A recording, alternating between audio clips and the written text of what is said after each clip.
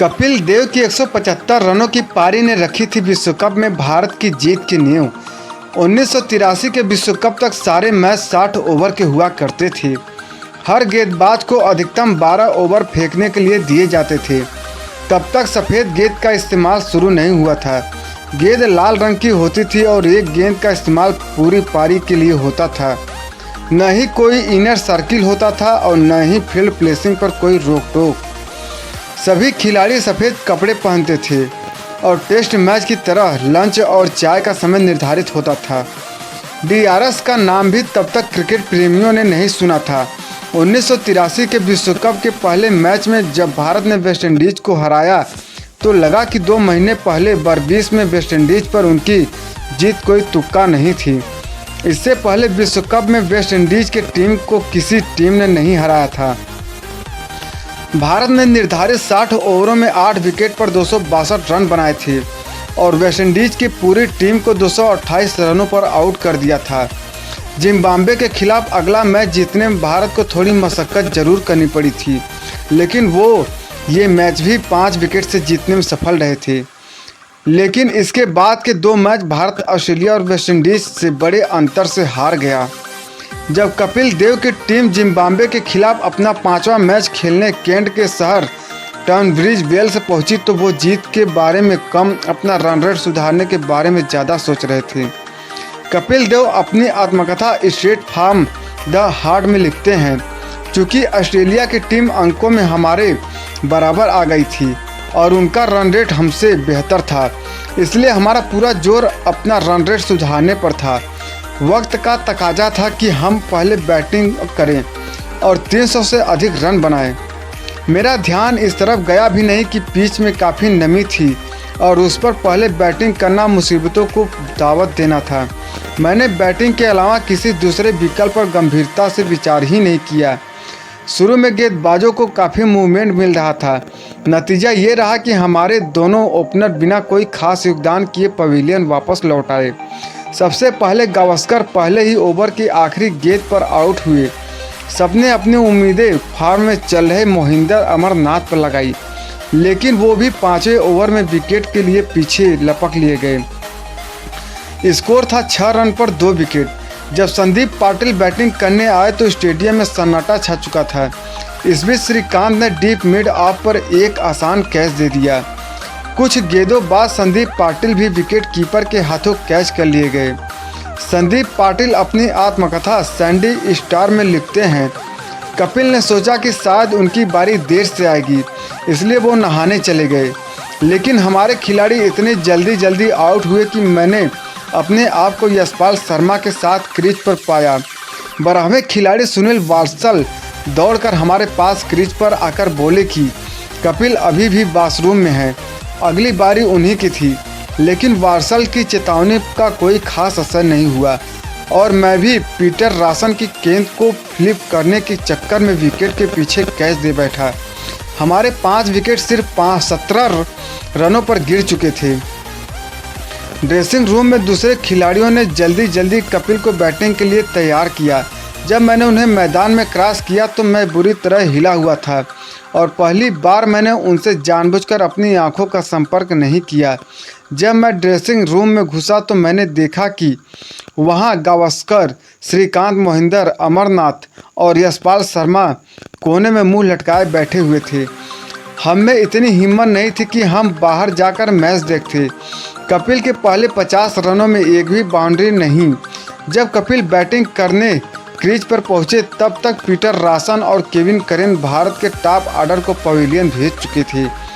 कपिल देव लिखते हैं, पवेलियन में मदन लाल की पत्नी अनु मेरी पत्नी रोमी के साथ सीढ़ियां चढ़ रही थी। तभी मदन लाल ने उन्हें रोककर पूछा, तुम लोग यहाँ क्यों आई हो? वापस होटल जाओ। अनु ने पूछा, क्यों? मदन लाल ने जवाब दिया, 17 रन पर हमारे 4 विकेट गिर चुके हैं। दोनों पत्नियों ने असर से चिल्लाकर कहा, क्या? तभी उन्होंने देखा कि यशपाल शर्मा भी विकेट के पीछे कैच देकर पवेलियन वापस चले आ रहे हैं। स्कोर बोर्ड पर भारत का स्कोर था 5 विकेट पर 17 रन। कपिल देव ने सावधानी से खेलना शुरू किया। ये उनका स्वाभाविक खेल नहीं था। उनके पहले 50 रनों में एक भी बाउंड्री नहीं थी। उस समय कपिल देव की कोशिश थी कि किसी तरह इज्जत बची रहे और भारत कम से कम 180 तक अपने स्कोर को खींच ले जाए। उनका साथ देने के लिए रोजर बिन्नी आए। ये दोनों छठे विकेट के लिए 60 रन की साझेदारी निभाते हुए स्कोर को 77 तक ले गए। कपिल और बिन्नी की जान में जान आई जब रासन को 6 ओवर की स्पेल के बाद बदल दिया गया। तभी बिन्नी LBW आउट हो गए और 1 रन बनाने के बाद रवि शास्त्री भी पवेलियन लौट गए, लेकिन तब तक विकेट थोड़ा आसान हो चला था। कपिल विकेट के पीछे कट कर और सामने गैप्स में खेलकर रन जुटाने लगे थे। कपिल लिखते हैं, मैं क्रीज पर खड़ा होकर अपने आप से कह रहा था तुम्हें इस ओवर के ख़त्म होने तक खेलना है। तभी मदन लाल ने मुझसे आकर कहा, मैं एक छोर संभालता हूँ, आप रन बनाइए। 35वें ओवर के बाद जब लंच हुआ तो भारत का स्कोर था 7 विकेट पर 106 रन और मैं 50 रनों पर खेल रहा था। उधर ड्रेसिंग रूम में बैठे गावस्कर, श्रीकांत, मोहिंदर, यशपाल शर्मा और संदीप पाटिल शून्य में तक रहे थे। संदीप पाटिल लिखते हैं, हम अपने आप को दुनिया की नज़र से छुपा लेना चाहते थे। हमें हिम्मत नहीं थी कि हम ऊपर जाकर मैच देखें। करीब 20 मिनट बाद हमें दर्शकों का शोर सुनाई देने लगा। इसके बाद हर 5 मिनट पर और शोर सुनाई देता। क्या भारत का एक और विकेट गिर गया था या कोई चौका या छक्का पड़ रहा था? हमें कुछ भी पता नहीं था। आखिरकार श्रीकांत ने सबसे ऊपर जाने का फैसला किया। इसके बाद एक एक करके हम भी ऊपर मैच देखने चले गए।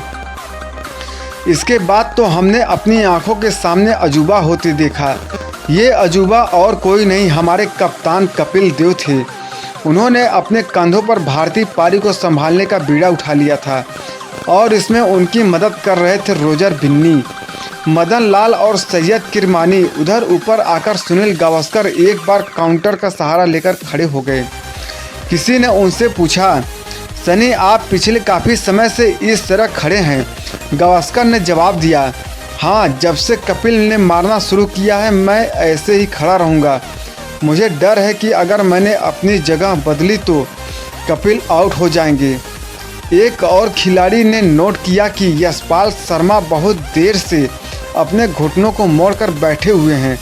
जब उसने उनसे इसके बारे में पूछा तो उन्होंने जवाब दिया, मैं इस हालत में तब तक बैठा रहूँगा जब तक भारत की इनिंग्स खत्म नहीं हो जाती। कपिल देव लिखते हैं, तभी गावस्कर ने हमारे कोच के ड्राइवर बाब की तरफ इशारा किया। वो भी एक कुर्सी पर अपना एक पैर रखकर खड़ा हुआ था। उसने भी कहा कि वो अपनी जगह से तब तक नहीं हिलेगा जब तक कपिल क्रीज पर हैं। मेरी पत्नी रोमी ने मदन लाल की पत्नी अनु से कहा, हम लोग अपना लंच नहीं करेंगे और भारत के अच्छे प्रदर्शन के लिए दुआ मांगेंगे। अनु इसके लिए राजी हो गई। उधर जब कपिल लंच होने पर ड्रेसिंग रूम में पहुंचे तो वहां उनकी टीम का एक बंदा भी मौजूद नहीं था। वो सब लोग बाहर चले गए थे। कपिल लिखते हैं, मेरी कुर्सी के पास एक गिलास पानी रखा हुआ था। हमारी टीम में नियम है कि जब भी नॉट आउट बल्लेबाज लंच में पवेलियन में लौटता है तो टीम का रिजर्व खिलाड़ी उसके लिए प्लेट में खाना निकाल कर उसके पास ले जाता है। उस दिन मेरे लंच का दूर दूर तक कोई निशान नहीं था। मुझे डाइनिंग रूम जाकर खुद ही अपना खाना लेना था। मेरी समझ में नहीं आया कि मेरे साथी मेरे साथ ऐसा क्यों कर रहे हैं। बाद में पता चला कि वो ऐसा मेरे गुस्से से बचने के लिए कर रहे हैं। ये सुनकर मैं बहुत ज़ोर से हंसा। उस दिन मैंने लंच में कुछ नहीं खाया और संतरे के जूस के 2 गिलास पीकर दोबारा मैदान में उतरा। मदन लाल और किरमानी ने दिया कपिल का साथ। लंच के बाद जब भारत का स्कोर 140 पहुंचा, मदन लाल 17 रन बनाकर आउट हो गए। उनकी जगह किरमानी आए और इन दोनों ने भारत की पारी को मजबूती देनी शुरू कर दी। बाद में किरमानी ने याद किया, जब मैं क्रीज पर पहुंचा तो कपिल ने मुझसे कहा, किरी भाई हमें 60 ओवर तक बैटिंग करनी है। मैंने जवाब दिया, कैब से फिक्र मत करो, हम पूरे 60 ओवर खेलेंगे। मैं तुम्हें ज़्यादा से ज़्यादा स्ट्राइक दूंगा और तुम्हें हर गेंद को मारना होगा क्योंकि तुमसे अच्छा हिटर इस भारतीय टीम में कोई नहीं है। हम पूरे 60 ओवर खेलें। मैं और कपिल नाबाद पवेलियन वापस लौटे। आखिर ओवरों में कपिल ने जमकर जिम्बाब्वे के गेंदबाजों की धुनाई की। आखिरी 7 ओवरों कपिल और किरमानी ने मिलकर 100 रन जोड़े। वो एक छोटा मैदान था। करेन की गेंद पर लगाया गया कपिल का मिस हिट भी मैदान पार कर स्टेडियम के बाहर खड़ी कारों के ऊपर गिर रहा था। जब करेन की पिटाई होने लगी तो उन्होंने कपिल को अपशब्द कहने शुरू कर दिया। कपिल लिखते हैं, उससे मुझे और ताव आ गया। मैं भी उन्हें भड़काने लगा कि अगर हिम्मत हो तो मुझ पर बाउंसर फेंको। जब उनकी एक बाउंसर को मैंने स्टेडियम के बाहर भेजा तो मैंने करेन को अपना बल्ला दिखाया। अगले 18 गेंदों पर मैंने 3 चौके और 3 छक्के लगाए और 49वें ओवर में अपना शतक पूरा कर लिया। भारत ने 266 रनों के स्कोर में कपिल ने 175 नाबाद रन बनाए। जब कपिल पवेलियन वापस लौटे तो गावस्कर उनके हाथ में पानी का गिलास देते हुए बोले, कपिल बैड लक यार। कपिल ने उन्हें दिलासा दिया, स्कोर ठीक ठाक है, हम अच्छे से लड़ सकते हैं। गावस्कर ने कहा, मैं उसकी बात नहीं कर रहा हूँ, ये हमारा दुर्भाग्य है कि इस इंग्लिश को दुनिया में किसी ने नहीं देखा क्योंकि बीबीसी में आज हड़ताल है, इसलिए हम इस मैच को लाइव नहीं दिखाया गया है। हम ही अकेले भाग्यशाली हैं जिन्होंने अब तक सर्वश्रेष्ठ एकदिवसीय पारी को अपनी आंखों से देखा है। कपिल ने बाद में लिखा, मैं समझता हूं मेरी कुछ दूसरी पारियां जिम्बाब्वे के खिलाफ खेली गईं इस बड़ी पारी से बेहतर थी। मैंने इस पारी में शुरू में अपना स्वाभाविक खेल नहीं खेला था। मेरा स्वाभाविक खेल रक्षण नहीं है। आखिर के 10 ओवरों में ज़रूर मैं उस तरह खेला जैसा मैं अक्सर खेलता आया था। सुनील गावस्कर ने इस पारी का जिक्र करते हुए अपनी किताब आइडल्स में लिखा, जब कपिल का विश्वास हो गया कि मदन लाल और किरमानी उनका बखूबी साथ दे रहे हैं तो उन्होंने जिस तरह का जवाबी हमला बोला उसकी कहीं मिसाल नहीं मिलती। जब वो 160 पर पहुँचे तो हम सबका दिल जोरों से धड़कने लगा। हमें पता था कि ग्लेन टर्नर का 171 रनों का रिकॉर्ड बहुत नज़दीक है, लेकिन शायद कपिल को इसका अंदाज़ा नहीं था। हमें डर था कि बड़ा शॉट खेलने के चक्कर में कहीं कपिल इस रिकॉर्ड से चूक न जाए। जब अंपायर बेरी मेयर ने कपिल को बताया कि दर्शक उनके विश्व रिकॉर्ड पर ताली बजा रहे हैं, तब जाकर उन्हें पता चला कि उन्होंने एक पारी में सबसे अधिक रन बनाने का ग्लेन टर्नर का रिकॉर्ड तोड़ दिया है। उस समय कपिल को अंतर्राष्ट्रीय क्रिकेट खेलते हुए सिर्फ 5 साल हुए थे। 1983 का विश्व कप जीतने वाली टीम के साथ तत्कालीन प्रधानमंत्री इंदिरा गांधी, लेकिन अभी मैच खत्म नहीं हुआ था। जिम्बाब्वे ने अभी अच्छी शुरुआत की।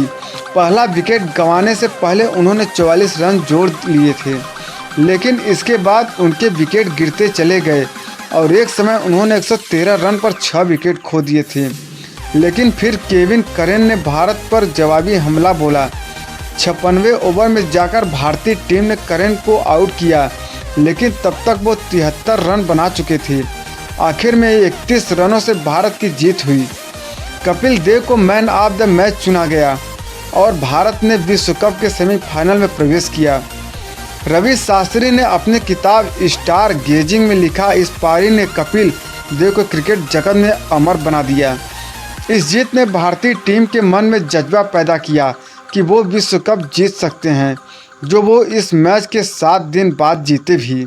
दोस्तों, वीडियो अच्छा लगा तो लाइक करें, सब्सक्राइब करें और कमेंट बॉक्स में अपना प्यार जरूर दें। जय हिंद, जय भारत।